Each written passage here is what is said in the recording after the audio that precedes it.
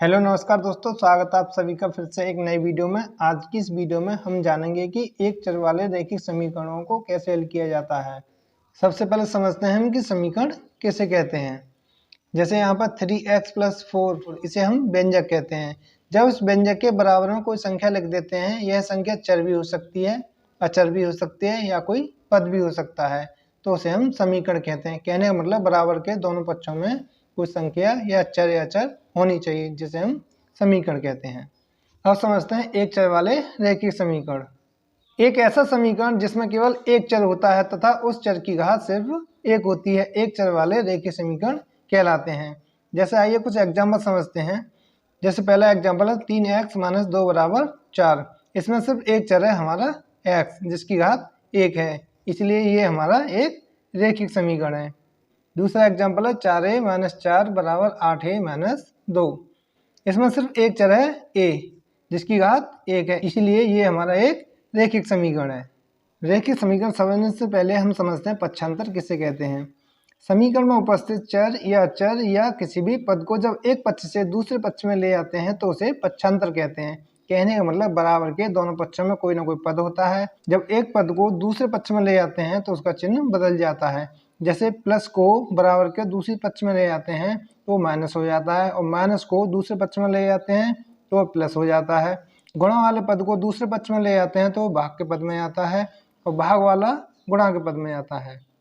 Video में आगे बढ़ने से पहले मैं आपको बता दूं कि रैखिक समीकरणों को हल करते समय चर राशियों को समीकरण के बाएं पक्ष में रखा जाता है, जिससे हमें समीकरण को हल करने में आसानी होती है। आइए चलते हैं पहले सवाल की ओर। पहला सवाल है हमारा 2x - 4 = 8। इस समीकरण को हमें हल करना है। इसमें हमारी चर राशि है 2x, जिसको लेते हैं हम बाएं पक्ष में, और जो हमारी अचर राशि है 4, इसको ले जाते हैं दूसरे पक्ष में, तो ये जाएगा प्लस में। इधर कितना हो गया, प्लस के 12, इधर है 2x। 2 है इसके गुणा में, इसीलिए 2 जाएगा इसके भाग में। 2 से 12 कितनी बार, 6 बार, तो हमारा x समान कितना आया, 6। अब हमारा दूसरा समीकरण है x/2 - 4 = 6। इस समीकरण को हमें हल करना है। सबसे पहले क्या करते हैं कि चर पद को हम बाएं पक्ष में ही रहने देते हैं, और जो 4 है माइनस का इधर दाएं पक्ष में ले जाते हैं, यानी कि RHS में। 6 इधर, ये 4 माइनस में, तो इधर जाएगा प्लस में। 6 और 4 कितना हुआ हमारा, 10। इधर बचा हमारा x/2। 10 के नीचे 1 मान लेते हैं। अब करते हैं कैंची की गुणा, यानी कि क्रॉस मल्टीप्लाई। x की गुणा 1 में x और 10 की गुणा 2 में 20, तो x का मान कितना आया हमारा, 20।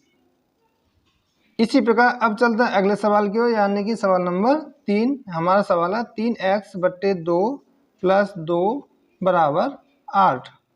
मैं आपको बता दूं कि जैसे जैसे हम वीडियो में आगे बढ़ते जाएंगे, ऐसे ऐसे हमारे सवालों का लेवल भी बढ़ता जाएगा।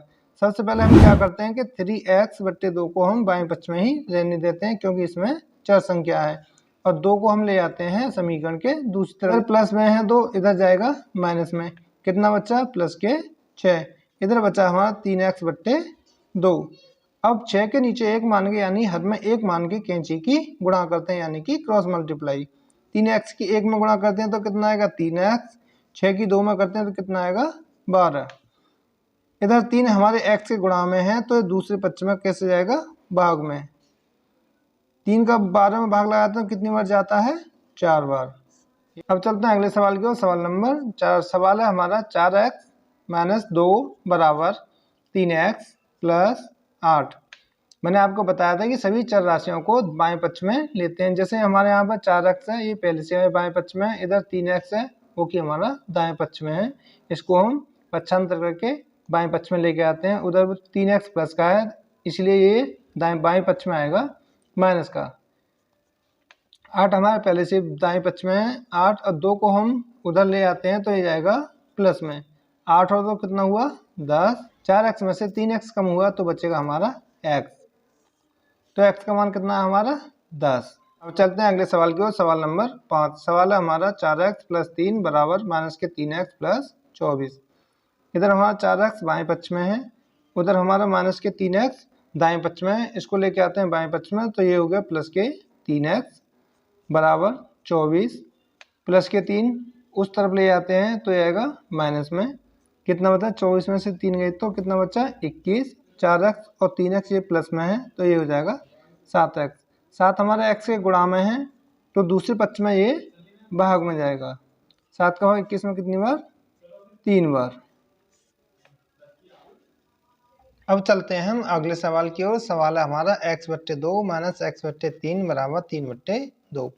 इधर हमारे दो पद हैं, दोनों भिन्नात्मक हैं। सबसे पहले हम इन दोनों का एलसीएम लेते हैं। 3 और 2 इनका एलसीएम आया हमारा 6। 2 का भाग 6 में दिया 3 बार, 3 की गुणा x में यानी कि 3x माइनस 3 का भाग 6 में दिया 2 बार, 2 की गुणा x में यानी कि 2x बराबर कितना हुआ? 3/2। ऊपर बचा हमारा x, नीचे बचा हमारा 6, बराबर में है हमारा 3/2। अब करते हैं कैंची की गुणा, यानी कि x की गुणा 2 में यानी कि 2x और 6 की गुणा 3 में यानी कि 18। 2 इधर गुणा में है, उधर यानी कि दूसरी पक्ष में जाएगा हमारा भाग में। 2 का भाग 18 में कितनी बार? 9 बार। x का मान कितना आया हमारा? 9। अब चलते हैं अगले सवाल की ओर। सवाल है हमारा x-2/4 प्लस x/2 बराबर 1/3। इधर हमारे बाएं पक्ष में दो भिन्नात्मक पद हैं, इसलिए हम दोनों के हरों का एलसीएम लेते हैं। 2 और 4 का एलसीएम कितना आया? 4। 4 का भाग 4 में दिया 1 बार, 1 की गुणा x-2 में कितना होगा? x-2 प्लस 2 का भाग 4 में 2 बार, 2 की गुणा x में कितना हुआ? 2x बराबर 1/3। जब इसके अंश को हल करते हैं यानी कि 2x और x कितना हुआ? 3x माइनस 2/4 बराबर 1/3। अब करते हैं कैंची की गुणा। 3 की गुणा 3x माइनस 2 में यानी कि 9x माइनस 3 दूनी 6 बराबर 4 एकन 4। इधर हमारा माइनस में 6 है, ये दूसरे पक्ष में जाएगा तो ये जाएगा प्लस में, ये होगा 4 + 6। इधर बचा हमारा 9x। 9x बराबर कितना हुआ? 4 और 6 10। x का मान कितना हुआ हमारा? 10/9। x का मान कितना आया हमारा? 10/9। अब चलते हैं अगले सवाल की ओर। सवाल है हमारा x-2/3 प्लस x-1/4 बराबर x + 1 यानी x + 1/3। अब चलते हैं अगले सवाल की ओर। सवाल है हमारा x-2/3 प्लस x-1/4 बराबर x + 1/3 माइनस 1/2। दोनों पक्षों में हमारे दो भिन्नात्मक संख्या हैं। सबसे पहले क्या करते हैं, इनका एलसीएम लेते हैं। 3 और 4 का एलसीएम कितना आया? 12। 3 का भाग 12 में दिया 4 बार, 4 की गुणा x-2 में गुणा करेंगे। पहले हम लिख लेते हैं। 4 का भाग दिया 12 में 3 बार, 3 की गुणा x-1 में।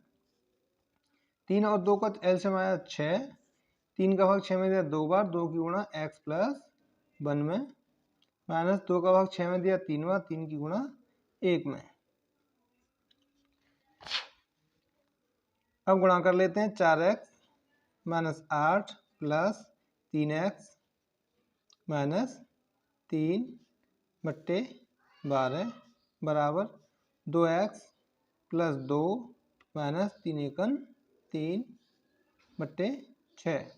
इधर हो गया 4x प्लस 3x हो गया हमारा 7x माइनस के 8 माइनस के 3 कितना हो गया? माइनस के 11/12। इधर हो गया हमारा 2x, इधर माइनस के 3 है प्लस के 2, इसलिए कितना बचा? माइनस के 1/6। अब कर लेते हैं कैंची की गुणा। 6 की गुणा 7 में 7×6 42, 42x माइनस 6 की गुणा 11 में 66 बराबर 12 की गुणा 2 में 24x माइनस 12 की गुणा 1 में माइनस के 12।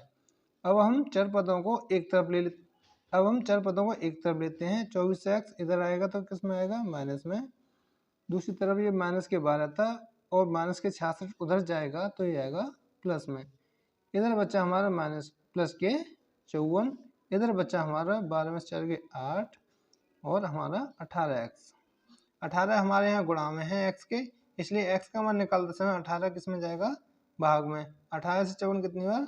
3। अगला क्वेश्चन है हमारा 3 × x - 2 प्लस के 4x बराबर 2 × x + 1 प्लस के 2। सबसे पहले हम इसकी गुणा करते हैं यानी कि 3x माइनस के 6 प्लस के 4x बराबर 2x प्लस के 2 प्लस के 2। इधर 3x और 4x दोनों प्लस के हैं, इसलिए इधर हो जाएगा 7x माइनस के 6 बराबर, इधर 2x अकेला है इसीलिए ये हो जाएगा 2x प्लस के 2 यानी कि दोनों प्लस के, तो ये हो जाएगा प्लस के 4। दूसरे बच्चे से जब 2x इधर लेके आते हैं तो वो आएगा माइनस में, यानी कि माइनस के 2x प्लस के 4, माइनस के 6 इधर से दूसरी साइड में जाता है तो हो जाएगा प्लस के 6। 4 और 6 दोनों प्लस के, इसलिए ये हो जाएगा 10। 7x में से 2x के तो कितना बचा 5x। x और 5 गुणा में है इसलिए x का मान निकालते समय 5 का क्या होगा भाग, 5 दूनी 10।